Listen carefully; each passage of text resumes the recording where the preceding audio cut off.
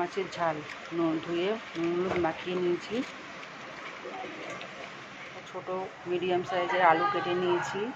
মশলার জন্য সাদা জিরে, টমেটো, কাঁচা লঙ্কা আর আদা আমি রেডি করে নেব।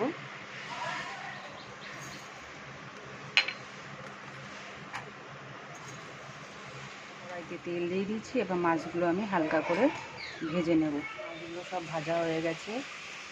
ওই তেলের মধ্যে এবার দিয়ে দেব 2-4টে কালো জিরে ফোড়ন।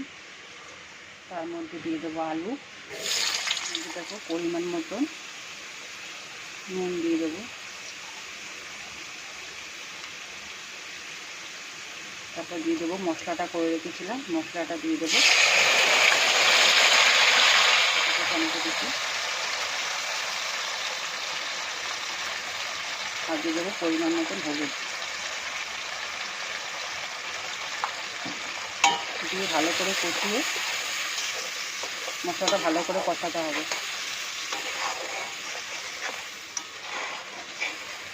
মশলা দিয়ে সব কিছু দিয়ে নুন হলুদ দিয়ে আলুগুলো দিয়ে কষানো হয়ে গেছে।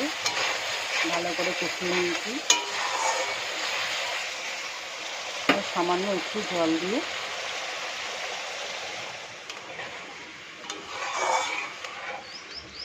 একটু জল দিয়ে দিয়েছি।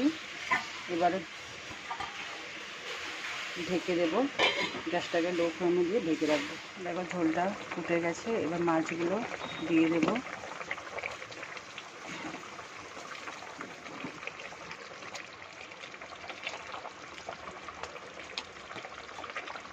ট্যাংরা মাছের ঝাল আমার রেডি।